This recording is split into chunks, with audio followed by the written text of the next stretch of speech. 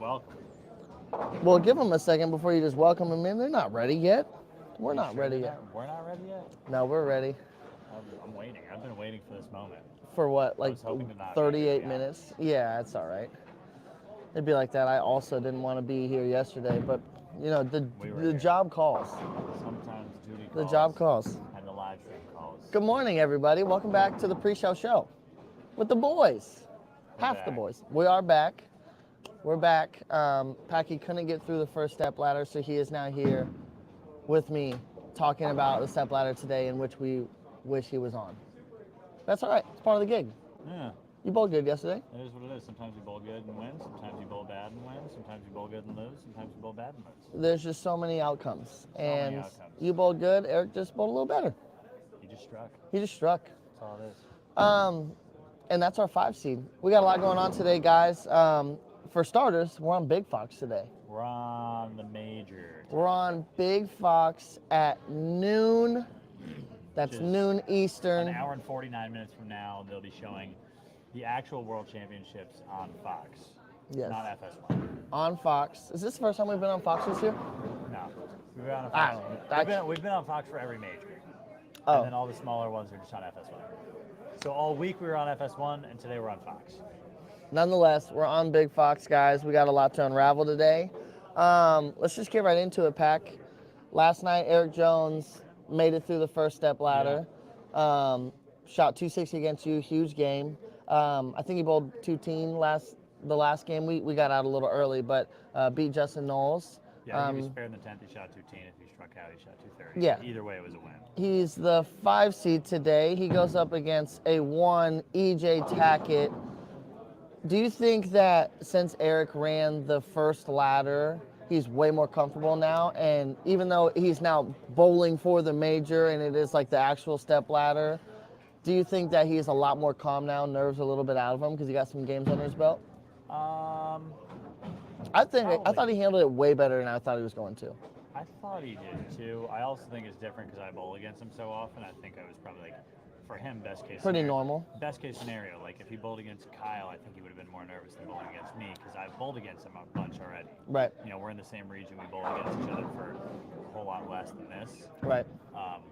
But yeah, I don't know. I think he has to bowl against EJ the first match. I don't think that's in his favor.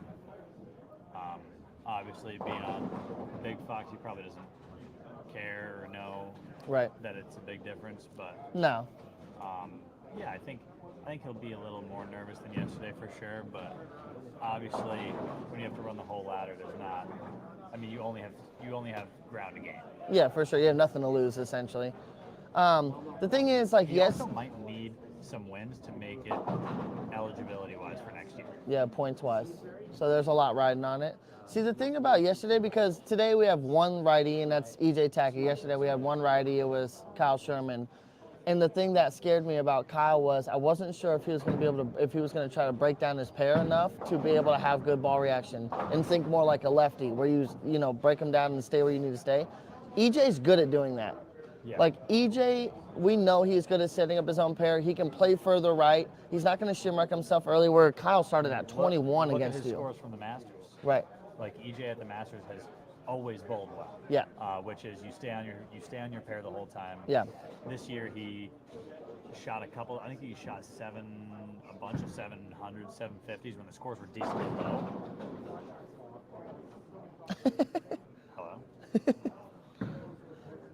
Hello.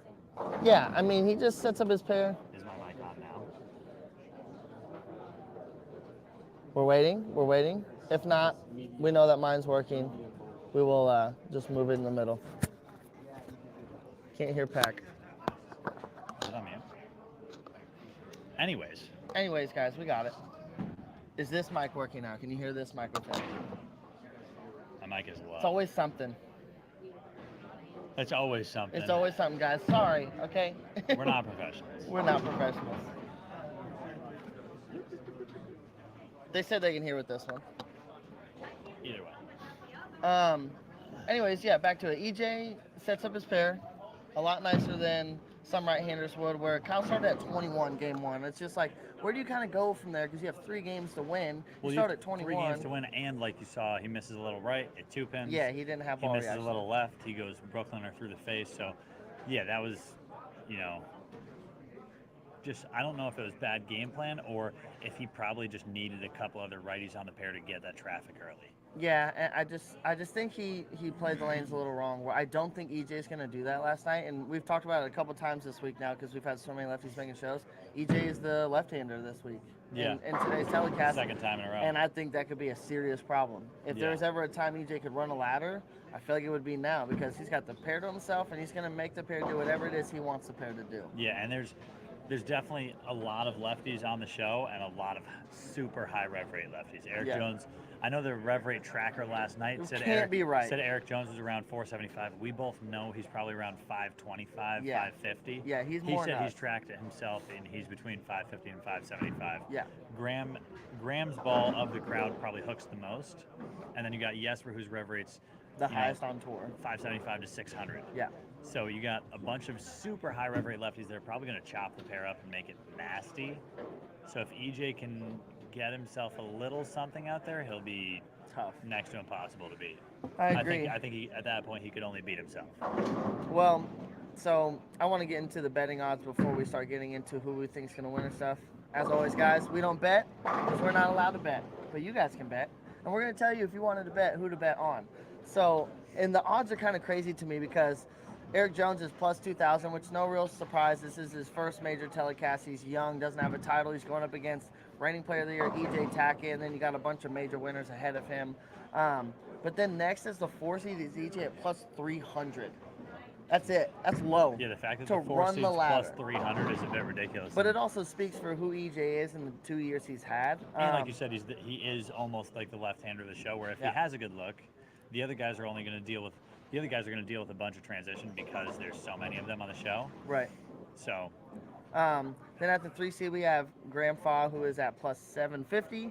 Then the 2 seed is Yesper at plus 250, and then our leader, Matt Russo, is at plus 125. If I'm a betting man, I'm taking Graham.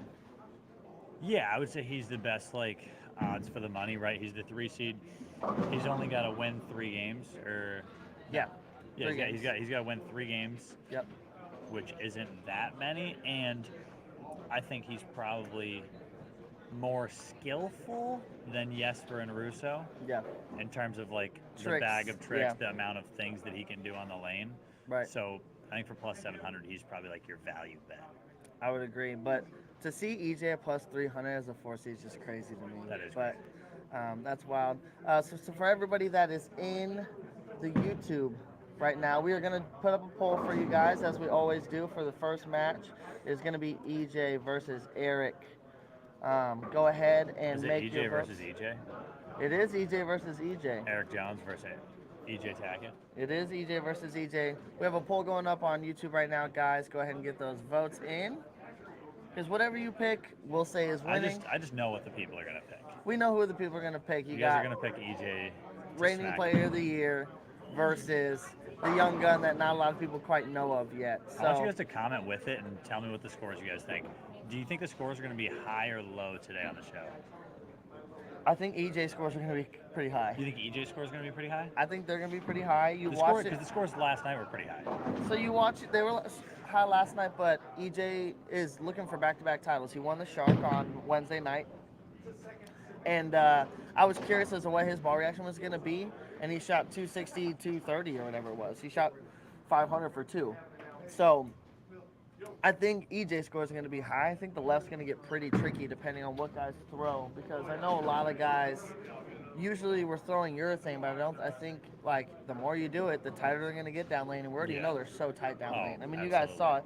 But also, scores were way higher than I thought they would be last night. I thought they were going to get a little ugly, and they did a little bit. I think at the end they did. I don't know if it was. I think Knowles made the wrong ball choices. I also think it could have been nerves at the end. Right. You get that final.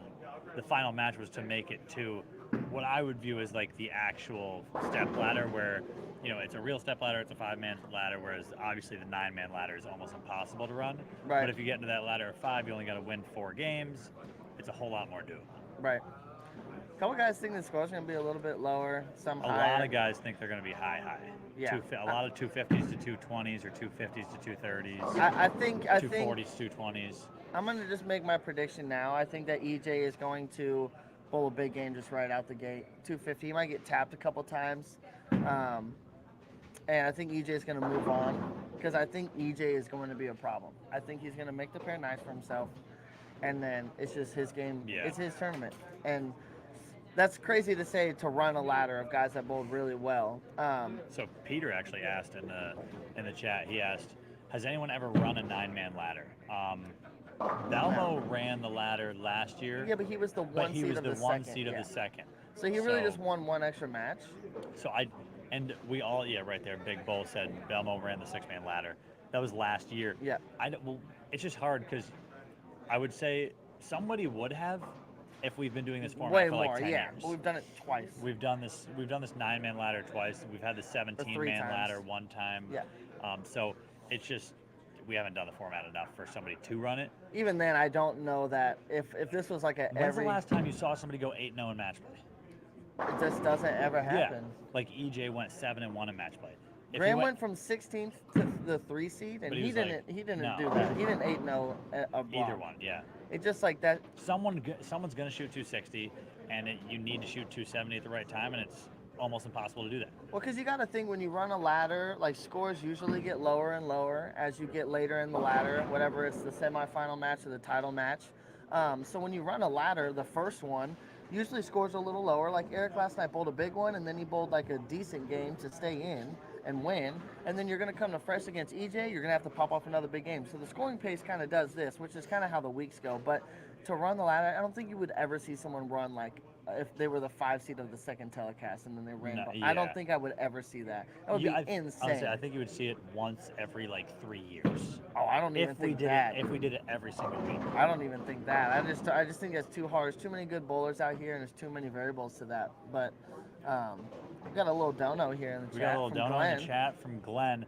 Do you think EJ will break down the lanes differently than Kyle? Love what you're doing for bowling, guys. Well, thanks for the donation. We appreciate you. Love that.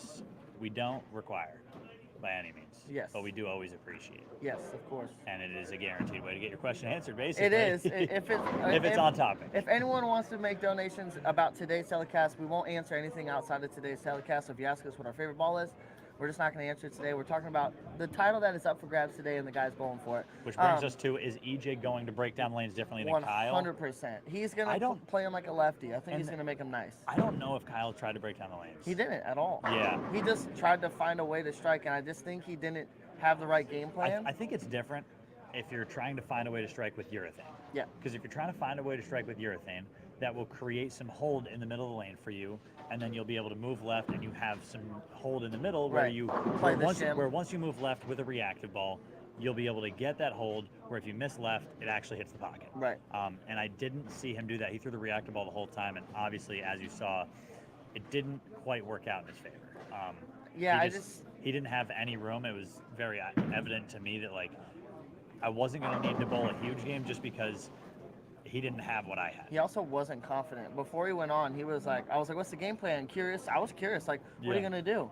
He was like, bro, I don't have a chance on today's telecast. Like, he just straight up was like, I don't think I have any ball reaction. I'm like, I didn't want to like get in his own process. So I'm like, man, you can make that happen a little bit. But I think EJ is going to handle this a lot differently than Kyle did. I think like you said, the Masters is a perfect example. Your bowling matches, like EJ is going to make them nicer for himself. And EJ's reigning player of the year, and this is his 7th telecast. I mean, and he just won a title a couple nights ago, so he's going for a back-to-back. I think it's going to be a whole nother ball game with EJ. I think EJ is the most confident guy in bowling, and it's not close. I mean, it's just not close. Yeah. And I think he's going to set his pair up nice. I truly think EJ is going to be a problem today. Like, I really do. I would agree. I really think EJ has a good chance of running this ladder. Like, I do. So, for the poll, no surprise. 81% EJ. 81% EJ. I mean, we just kind of knew that. I'll be curious to see where this goes leading forward. So what's your pick? Do you think EJ is a pretty good lock for the win there? Yes, I do. Sorry, I just turned the music on.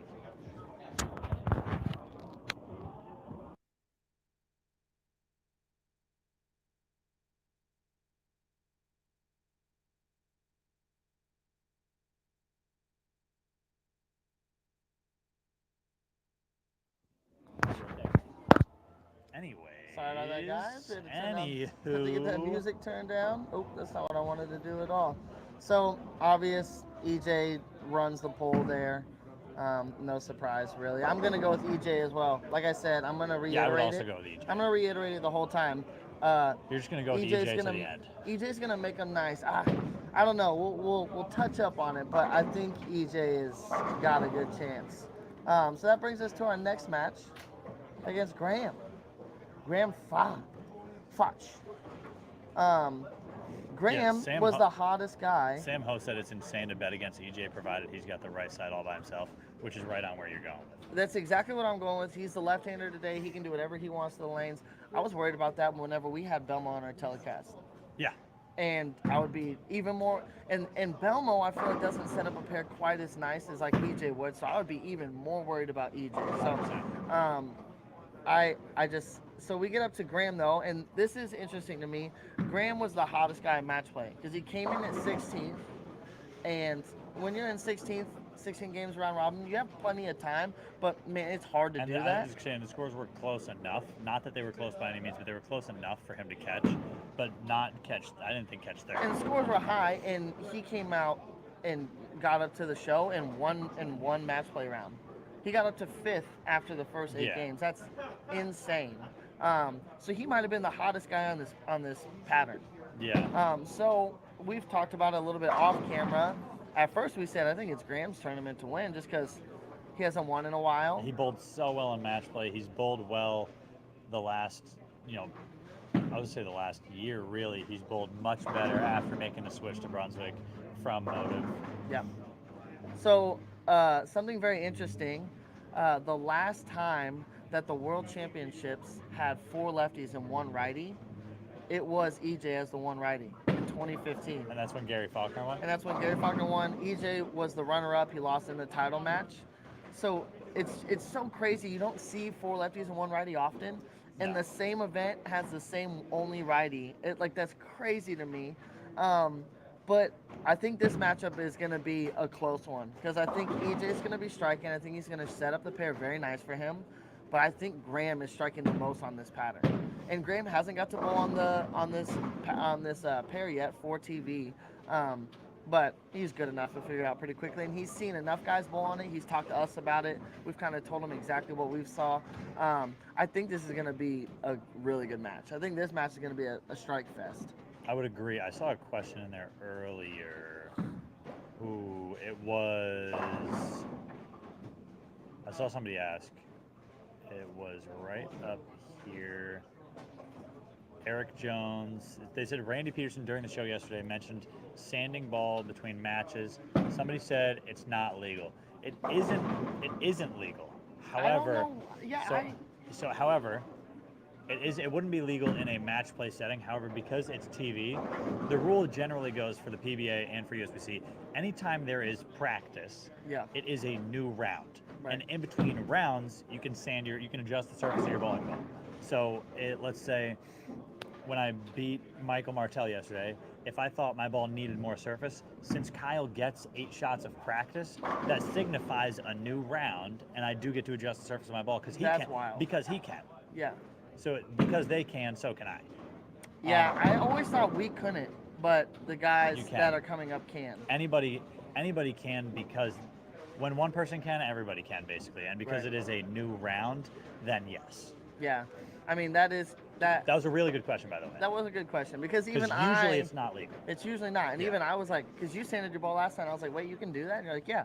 And I was like, I don't remember that ever being a thing. Yeah. So, which is wild to me. So, back to this match. We have the poll up right now. EJ is once again the heavy favorite. I was hoping Graham would have a little more of a push here on the poll, but because I think Graham's going to be hard to beat. Graham, I think it's not going to be enough transition from Eric yet to really throw Graham off, and that might be when the transition for EJ starts to happen. And I was going to say, too, also that second match is also where the lefties will start to see some transition because they already have a lefty in front of him. This is when both of the transition will happen for EJ and for Eric, and for Graham. But more for Graham because he is... I feel he's the new guy in the pair. He's the new guy in the pair, and he might not be doing exactly what Eric's doing. Where EJ EJ's transition is going to be easier to deal with because he knows his own transition. So that's where I think it'll actually help out Graham a little bit, because Graham will come on and get those 8 shots before his match. So he'll get 8 shots to try and figure out the pair, figure out how they're different. Where EJ, if he goes through any sort of transition in the back half of that match or the beginning of the next he game, has no shots to he throw. doesn't have any shots to throw. It's the same reason I struggled early against Eric, was because I was like, okay, well, I know I need to probably change something because I didn't quite strike the back half of the match versus Kyle. So I either need to move in or I need to change balls. Right. So the first half of that match, the first 2 frames, you saw me throw a different ball because I didn't get shots on the pair. Yeah. If I got shots on the pair, I would have known that it wasn't going to work. I would have switched out early. And I think this is where you might see it from those 2. Yeah, I would agree. It will. In my opinion, this will be the lowest scoring game of the TV show. Really? Yeah. I mean, I can see why. Unless it ends up being lefty versus lefty in the final. If it does end up being lefty versus lefty in the final, then tricky. You will see it being lower scoring just because there will have been so much traffic. Yeah, I agree. I just truly think that EJ is going to make the pair as nice as possible for himself. And when it's only you on that side of the lane or on your side of the lane, and he's such a good shot maker. He's been bowling so good for 2 years. He's not going to miss a lot, so it's not like he's going to create traffic in parts of the lane that he doesn't want to because he's thrown a couple shots in or out. So I just think that EJ's ball direction is going to be sick. I agree. And in my mind, the only thing that's stopping him would be a game of transition where another lefty finds it early. Yeah, I mean, like I said, Graham struck the most in match play and on this pattern. So I think Graham has a good fight against EJ. I just think it's going to come down to a tap or 2. He has also bowled on the pair with the team. Yeah. With the team shows. So a little different though, I feel like. A little different. You shots. You don't get as many shots. Wow, this person says 247, 219. I mean, this will be the transition game for sure. I think this is going to be the closest match. Truly, I think so. I think Graham's going to put up a fight. I just think EJ's going to edge him because his ball reaction might be better because he knows what he's doing to lanes versus Eric's game plan might affect Graham's game plan. And Eric said last night he wanted to hook it the most out of all the lefties. And I was like, I didn't really like that because when I saw him hooking it in the official practice or unofficial, it looked bad. He was going like 15-3. And then last night he paralleled in and he was closer, more in front of him. Yeah. He was deeper. He was at like 14 at the arrows, but his break point was like 9, where I thought he was going to try to be steep. So he might try to do that again tonight. And that might cause a little problems for Graham and what he wants to do. It'll cause problems for the whole crew. I think the only one it won't cause problems for will be Yesper. Yeah, because he just throws it so hard. He throws so hard, and he'll be further left. He'll keep it more in front of him. So look at 77% EJ. 77 to EJ. I guess EJ's moving on. EJ's moving on to you guys. What do you think? I'm just a big fan of Graham. I think it's a coin. I think this match is a coin toss. But I'll rock with the crowd. I think it is. I really think this is going to be like the closest match, just because Graham struck the most, and they're not going to be too tough yet for Graham. I just think EJ's the lefty. Yeah. EJ's the lefty, and that's scary to think about. This comes to next up to the guy who has had plenty of success in this building. Yeah, Yesper versus EJ here. As I switch this banner up real quick for you guys. Yesper versus EJ. Yesper has the highest rev rate on tour. He does. EJ has the highest one-handed rev rate on tour. He also does. This will be, if it gets to this match, you're going to see some pins flown around. I'm saying a minimum over-under counter on messengers, 5. Well, you say that, but if you think back to, I bowled against Yesper and Scorpion, and he started off flat 7, strike, wrap 7, flat 7, flat 7. Like he had like 4 7 pins through 6 frames. I think we're seeing some messengers at him today. You think it's going to switch up a little bit? I think he's able to throw it harder and straighter here than he is on Scorpion. He had to hook it a little bit. Yeah. And I think he's able to keep it more in front of him. His ball's going to get just perfectly behind the head pin enough where if he does leave a 7 pin, I think you're going to see some messengers. Yeah, I mean. First chirp in the chat here, 233 to 229. That's what I'm going to expect. I'm going to expect a close game. Really? Yeah. I mean, I would too. As we get later into the telecast, scores are just going to slowly, not separate as much because they're going to get a little tougher, and then it comes down to shot making. Get a little bit, and then it comes down to carry. I mean, I haven't seen Yesper's ball reaction look great on the TV pair. as we just watched, EJ just threw a shot 6-1. He's right, and I don't know if he's trying to break him down that way or not, but I'm curious as to that. But I just I think this is a kind of a tough spot for Jesper because you're not going to be in the semifinal match. You now have two lefties in front of you, probably both throwing urethane, so it's probably going to force Jesper out of urethane. But if he does try to force to stay in urethane, he might run into carry issues like he had against me. So I think this is going to be that he's got those 8 shots of practice before he gets on the TV are super important for him, where they're obviously always important to all of us, but this one even more because he might have to either choose the red ball or to get into reactive. And I think he's going to go red ball. I think it's one of those things you live and die with what got you there.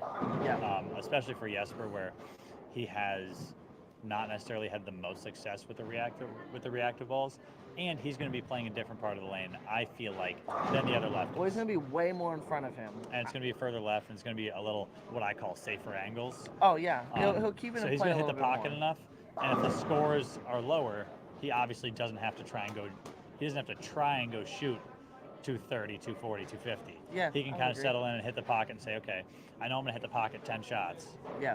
Will I carry enough strike enough to beat yeah. him? And you can kind of just take if I was him, I would just take it. I would say, okay, I'm going to hit the pocket 10 times. If I win, I win. If I lose, I lose. Flat 7 5 times, I flat 7 5 times. See, when I... Hopefully it's in a row and the other 7 shots after that strike. I bowled against him game 7, the second to last game of match play, and they were getting clipped. They were getting tricky.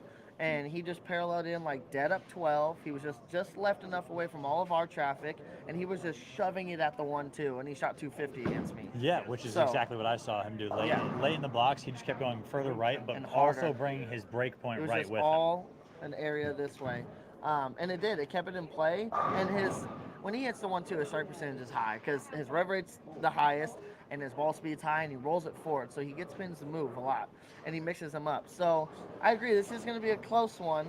It's just so dependent on how well does EJ break down the pairs he's going game to game, and what does Eric do versus what does Graham do, and how does that change Jesper's game plan? Because if if Eric decides to hook it a lot, the middle part lane is going to go a lot quicker than it did in match play. And we're lucky for us, we get to watch him warm up right now. We're seeing Russo throw reactive, Eric is throwing urethane, Graham's throwing urethane. But Eric and Graham are throwing urethane pretty steep. They're going that's like 12. That was more in front of them. That was like 12 to 8. The thing I do love seeing, though, is EJ's throwing shots right of 10. You didn't see Kyle throw one shot right of 10. I think not only is he just throwing shots right of 10, he's also looking to create something right of 10. He's trying to find ball reaction right of 10. Yeah. Where if he can stay there, because he has to play the long game. Yeah. He has to say, even if my look isn't as good, game 1, from 10 to 8, it's not like when he was bowling on that show with Boog. Right. When or in Delaware, when he was bowling on that show with Boog, where it was all righties. Yeah. Because if it's all righties, then you just do your thing. If it's all righties and they get nasty, you don't have to worry about the lefties. Like, oh, well, if the lefties have it, then I'm screwed. Right. No, because if you're making them worse, they're worse for them. They're worse for everybody, yeah, and he's just relying on himself being a better shot, which is fine. Yeah, it's and EJ. It's EJ. So, but I do love that he's trying. You got to think like a lefty. I mean, you do. You have to think like a lefty at this point. So he's trying to stay. He's trying to find something right. Yeah. Where he just went like where he can 8 move to like off 3 that. there, and I love that. And he's rolling the hand super up the back. He's not opening the hand up. We're seeing Graham throw some shots with reactive, also knowing that if Eric kind of trashes the pair early, he's probably going to have to. Or if Eric trashes the pair and then he has to bowl Eric or he has to bowl EJ, reactive definitely might be a play as well. Yeah, pretty The one I don't think who's going to throw reactive, just like Sam Ho said, Jesper and reactive haven't exactly gone hand in hand. He's way better than he used to be in years past. For sure. I saw him throw probably 20 in a row with a Hustle USA when we were practicing, and then we got to the matches and he threw the urethane. But he still had the other options. So I think the option will be there. Eric is the youngest twin PBA. He actually is not. Someone won a regional last year that took that away from Eric. So that's why I commented on that. They said last night in the graphic that Eric was the youngest to win a regional. That got beat last year. So by like a Braden something. I don't remember the kid's name. Yes, but it doesn't count. His name's Braden. But it doesn't count. How doesn't it? Because he's not a member? Because he's not a member. Yeah, it was Braden McDonough, There you go. That sounds right. not a member, and I don't really count the non-champs as a win. The non-champs regional with the 60-person field, it was in Waxahachie with a small field. Yeah, Brady McDonough. Good for him for winning. Yeah, still 6. Like, So still very impressive. It's just he was not an actual PBA member, so it didn't count. But it did count for Eric because Eric is a member. Obviously, he's bowling here. right. World So Championship. as we take a look at the poll, I think we're gonna see a common theme here. EJ. EJ 71% over Yesper. Who you taking? I think Yesper wins. You think Yesper? I think Yesper wins. I think Yesper wins that matchup. Really? Yeah. What's the score there? I think Yesper shoots 230 and it's enough. I think EJ will eventually see some transition. I don't know if it'll happen this game, the game before, or in the title match, but I think EJ will see some transition. Obviously, there will be a lot of transition on the left. Yep. I think Yesper just doesn't see it as much as the other guys. Because of how he plays the lanes. The other guys hook it a ton, and I think Russo is the most susceptible to bowl a really high game or a really low game. Yeah, because of how he's going to attack the lanes. Because of how he attacks the lanes. He's going to throw reactive. He's going to throw it slow. He's going to have the most most transition. He's going to get his hand around it. Yeah. It's just, is there too much hold on the right lane for Russo? But we'll get into that match. You guys picked EJ. We'll rock with EJ. I'm picking Yesper. I'm rocking with EJ. I think, I talk about it at times where EJ will kind of have like a shot or two, a match that like just aren't great, couple splits, couple little errant like Right shots. I think it's because this guy's agreeing with you right here. He said he feels like EJ's kind of broken through that funk Yeah. on TV, and at the Shark he showed like he was. And I always nails. talk about it a little bit. I talk about you could view it as a TV show, or you could for me I kind of view it as almost just like practice. I'm like, Right. if you make so many in a row, Yeah. eventually it just gets to a point where it just feels like an extension of the tournament. It doesn't feel like TV. Right. And he bowled amazing. Yeah, I just think like I said, we see it's just like one shot, but it's like one shot that's not close, and then he splits and he misses a spare, and then it kind of gets to EJ. I don't think I'm seeing that now, and I think again having the lane to himself is going to be a serious problem, and if he's bowling well, it's just going to translate. I'm going to take EJ getting to the title match. Just because he's the lefty. I don't know. Something's telling me that EJ's gonna just make it happen. He's just had that kind of year for the last 2 years now, where he's just doing unthinkable things. He tied for the most shows in a row, missed one, and then he's made another 2. He just won last night.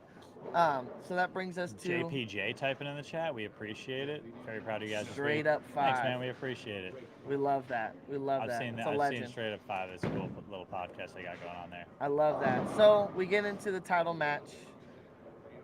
And there's so many things that could happen here. But for starters, Russo. New poll. Did I get that pulled up? Russo bowled amazing. Russo led by 250 pins over second I thought place. It was 350. 250. 250 Regardless. pins. Insane. He bowled good all week. He made 3 or 4 match plays, made a couple telecasts, won a title. This is his tournament to lose. Yeah, right? he made 3 match plays because he made the Scorpion, the Shark. He led the cheat of the first block and then kind of fell apart after that. This is, you hate to see it because you want to see the tournament play out the way it should. Right. The guy who leads by 1 million, you want to see him just win. Yeah. Do you think he's going to be panicking? I think he's going to be pretty nervous. I think so too. He handled the the Scorpion well. He bowled well. I think this is a whole new ball game because this has been a long time coming. He's also been sitting around for 2 or 3 days. This has been a long couple weeks here in Detroit. We've bowled 1 million games. He's bowled the most games. He's led by a mile. Leading the whole time. And then it gets in your mind, whether you wanted to or not. It's like, all right, here we go. I've did all this work. I've led by 300-400 most of the event. It got down to 250. And it all comes down to this one game. If I were to lose this one game, all that work for what? That might not be his mindset, but it could be in there where it's like, this is his tournament to lose. And he's going up against who we think and who the fans think, reigning player of the year, he has the hottest guy. He definitely has, if you're looking at guys, he has the most to lose. EJ has the most to gain. Yeah, for sure. EJ's in that first match. It's all kind of, he's, like I like to say, he's playing with house money. Yeah, every time it's a bonus to get there. You get a new every match that EJ gets through, you know, he was the 5 seed. He's not really supposed to be winning. Right.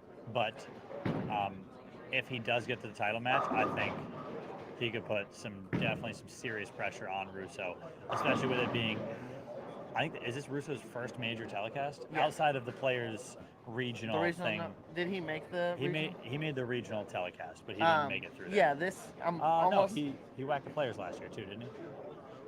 And Cavalier? I don't know. He might have. That was an 8-man step ladder. Nonetheless, he's bowling for his first major telecast. Bowling for the first major title, the first final that he's going to be in. I think he's going to be nervous, and it's just going to be about how does he handle it. And it doesn't help that you're going to bowl who we think and the fans think. Well, if even if you were right, Yesper or EJ, which Both favorites. EJ is going to be the favorite by a long shot. He's the player of the year. And that was going to bring me up to my next topic. Is EJ the front runner of player of the year now? Win or lose? Well, so does he need to win? Well, that's the thing. If Russo wins, Russo also gets added to the conversation probably. It's for me I can't add Russo because you've got Bill who's made like 5 telecasts. You have EJ who's made 7 telecasts. And the left wasn't great at the start of the year. But EJ, Russo bowled well EJ and he made a telecast. If EJ doesn't win, he only has 1 title. So he would not be in the conversation. You have Kyle with 2 titles. There's got to be a point where Kyle with 2 titles and Bill with 2 titles, right? But there's got to be a point where the consistency speaks volumes to me versus 1 extra title. Yes, it's hard to win, but when you're bowling for a title almost every week, he's made 7 telecasts. It's like the talk last year. EJ had a couple. Yeah, EJ and Simon. Simon had all top 10 finishes, which is insane. EJ won 5 titles, which is insane. But EJ had a couple weeks where he didn't bowl very good at all, and Simon was always there. So I like the guy that's consistent. When it comes down to 1 extra title, okay, EJ won 5 titles last year. It's like, okay, we can't argue that. If EJ would only won 3 and Simon won 2, I was taking Simon last year. But it's one title here or there. I just think, man, making that many telecasts in a row, 5 in a row, and then making 2 and then winning 1. 5 in a row and missing the 6th in a row by a spot. Yeah. So, I mean, that speaks volumes. I think in my opinion, he would be my front runner, especially with a win, no doubt. Because he's almost tied with Bill on points. Yeah, and Russo would still be 5,000 or 6,000 behind. Yeah, he's points. too far behind. And I know that's actually how the women's tour does it. The women's tour does their player of the year strictly based off points. That's it. Really? Because that's kind of always pans out that way. And that is technically the best bowler over the course of the year. Yeah, right. Sure.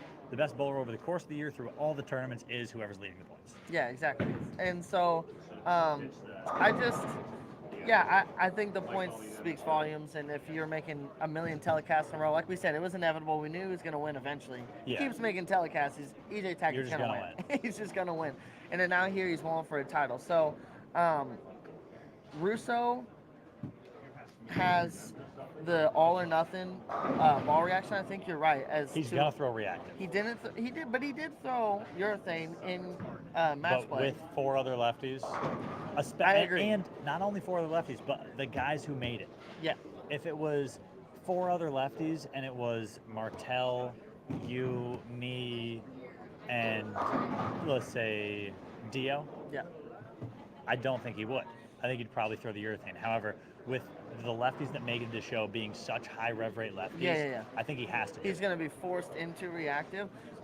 And so Russo's ball reaction might be iffy. Like, you only have the 8 shots of practice before you get on there, which everyone, most people say, like, it's so tough. When you see a 1 seed go down, usually that's the first thing they say. It's like, man, they don't have any information on that pair, like, after they throw shots, really.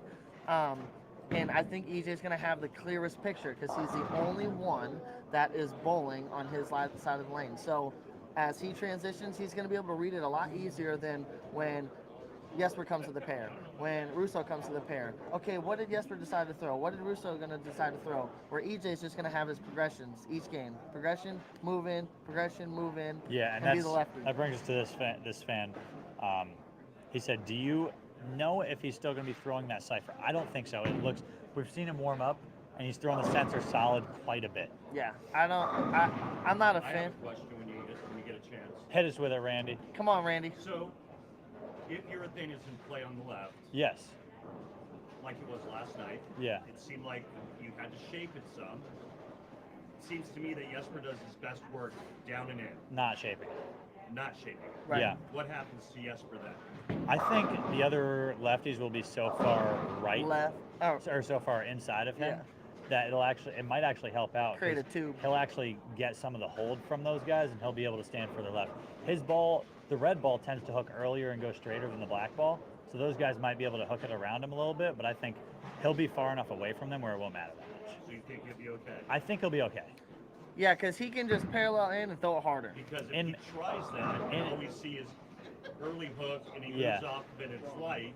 So in match play, He just makes them up. in match play we bowled 8 games of match play. All the lefties were throwing urethane, and he moved like way in, but he also moved his break point way in, so he was going like 15 to like 12 He was just throwing at the With urethane. 1-2. with Yeah. urethane, and it was like And he was bowling good. 230s, 240s. Yeah.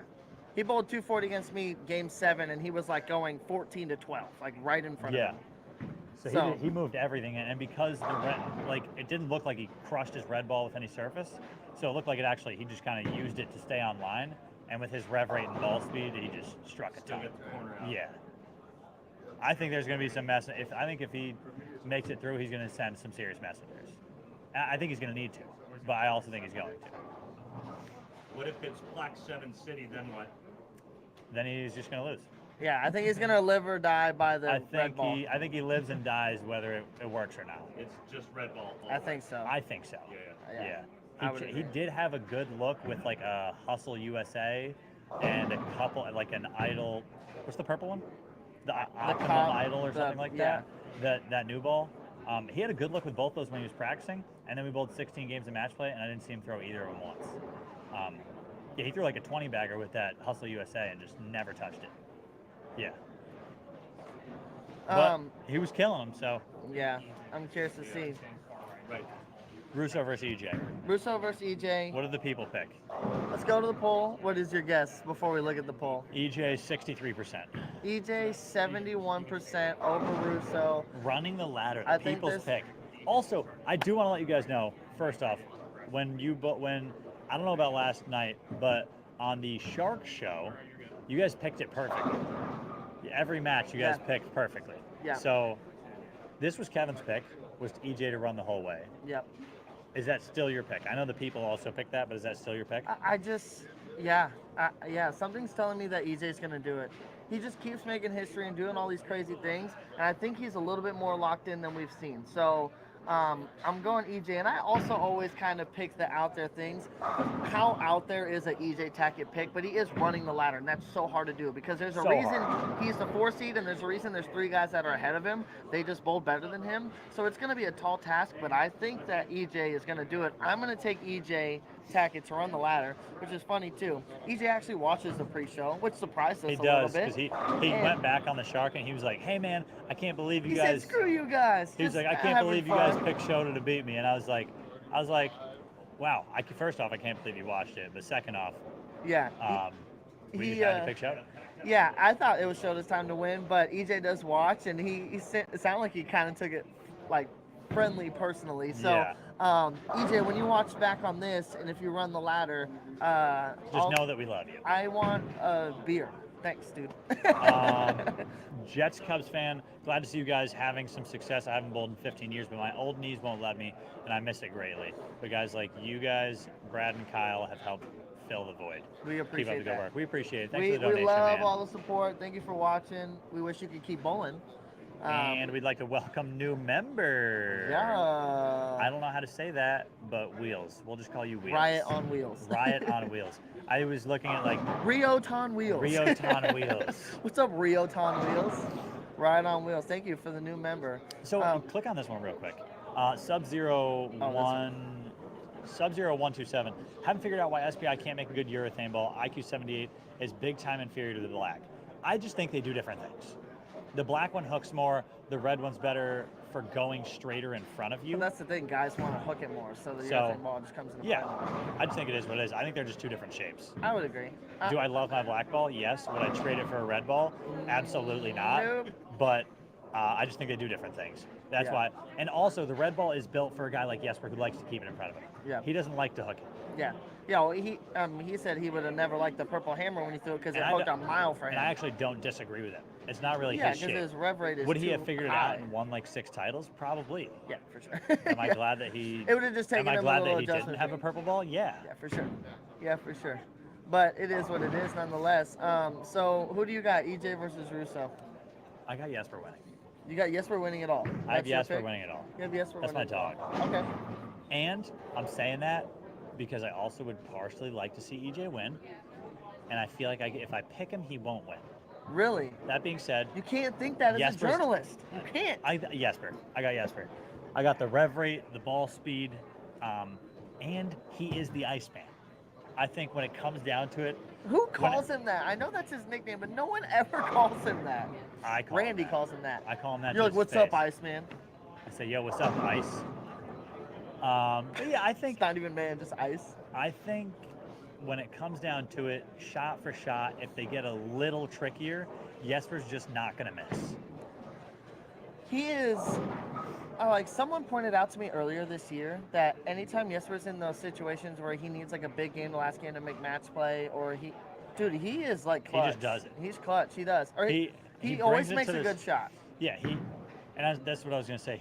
It's not that we're watching Russo throw the cipher. So me saying that he was going to throw the sensor curl, he might throw the cipher. But Well, we'll see. yeah, he just, that's what I'm saying. He just doesn't miss when he needs it. It's might, gonna he be might online. 7-pin, he Yeah. might 6-pin, he might throw it a little hard and mix the rack, but he's going to throw a good shot. Yeah. So as you guys can't see this, well, you kind of can behind us, but you can't really see how they're playing the lanes. The lefties are hooking them. Like Jesper's going much steeper than he was. And when I say steeper, guys, I mean your He's going angles to are like- way more outside instead of more He's straighter going and in like front of you. 15 to 8. He's going like 15 to like 7, 8. Graham's inside of like 17, 18 with the black ball. EJ I'm might sure. win this thing. I'm sure Eric, huh? EJ might win this thing. We've been watching practice for about 30 minutes now, and he hasn't really missed. Yeah, and I think he's just gonna break It's him not down that he so hasn't nice missed, for it's just himself. like he hasn't had that ball reaction. Eric just went 15 to 6. I just think the more the lefties try to hook it, the righties, they're like the righties today. The more the lefties try to hook it with the urethane ball, the trickier they're going to get down lane, because we already know they're tight down lane on this pair, and the right lane's really tight down lane. So I think EJ is going to do the damn thing. I hope so. It'd be cool to see. I think it'd be cool to see EJ a back-to-back player of the year. Honestly, year. and I don't always say this about every telecast, and I'm not just saying this to sound like a bowling fan. I don't care who wins today. I think whoever wins, It'll be cool I'm to good watch. with. Yeah. Russo deserves it because he led by a mile. It'd be his first major. Graham hasn't won in 6-7 years. That'd be his second major. Yesper hasn't won since 2015 as a major. And then you got Eric's first title. Like, all the storylines would be awesome. So I really don't care who wins, and I just think EJ is going to do it. I think EJ is going to do it. All right. I would agree. I also, thanks to Keven, Zach. Your match together was great. The sport is getting better because of you guys. Hey, we appreciate that. We appreciate that gladly. Is there anything else we want to chime in? I think that's it. Who's your pick for the money? Give me a pick for the money, and you think EJ's going to win. If you were to bet, who If would I you was bet to on bet, the I would take Graham as the 3 seed because he's plus 750. And like I said, he bowled the best in match play. He went from 16th to 3rd. His match play record was insane. He struck a ton, and he's bowled well this year. And we haven't seen him win in a while. I think it's just time. Like, he's kind of due. He originally was going to be my pick to win, but then the more I think about it and see them practicing, I think EJ is going to do it. But if I was betting to try to maximize my dollar, which we won't do because we're not going to bet, but if you guys are, We I are would not take Jonte Graham. Porter. I would take Graham at too soon. I would take Graham at plus 750. EJ's at plus 300 to run the ladder. That's just terrible odds because that's still so hard to do, even though I think he's going to run the ladder. Plus 300, it's not great to do that. Yesper plus 250, Russo plus 125. I'm taking Graham at plus 750. For the money, I take Graham. Yeah. For the actual title, I'm picking Yesper. Okay. I just think it's been a while, but when it comes down to it, Jesper's going to make the shots. Yeah. His ball reaction's going to be simple. It's just if it's going to strike or not, and I think it will. Yeah, I think it's a very clear picture. I would agree. Also, do you think the crowd is going to be hyped for the show? Like, absolutely not. No. I These guys think aren't going to do that. You have to encourage it. Like, you really have to encourage it. I don't think these guys are going to. Right. They're just not. I just don't think that's their personality. Last question. Do you think any guys try to copy his release? No. Eric Jones kind of does. He Eric just Jones rips hits on it. it, but as But- good as Yesper is, sometimes it's very inefficient because his rev rate's too high.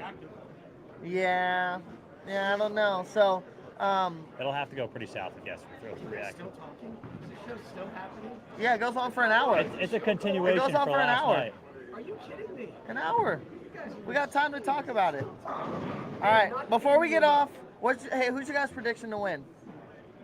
Randy, who's your prediction to win? If EJ breaks them down and he can develop something, I EJ. don't think he loses. I agree. That's kind of our pick Randy as Peterson well. says EJ Tackett's running the ladder if he creates the ball motion to do so. His I first agree. 10 minutes of the practice session out here, he was throwing shots like 8-3, rolling it with a big ball. And I think if he can get out of the first game winning, doing that, He's I think going to he make wins. them nice. How much is Eric going to be influenced because he's bowling EJ Tackett?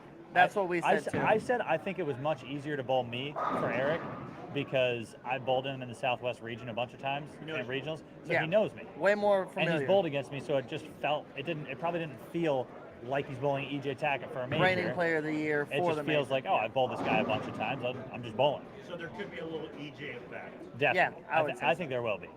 And the crowd will probably be with EJ. I would say so.